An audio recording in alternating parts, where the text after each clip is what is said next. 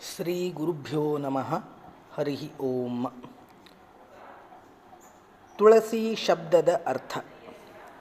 ತಕಾರೋ ಮರಣಂ ಪ್ರೋಕ್ತಂ ತದ್ಯೋಗಸ್ಯಾದುಕಾರತಃ ಮೃತ ಲಸತಿ ಸೇತ್ಯೇವಂ ತುಳಸೀತ್ಯೇವ ಗೀಯತೆ. ಬೃಹದ್ಧರ್ಮ ಪುರಾಣ.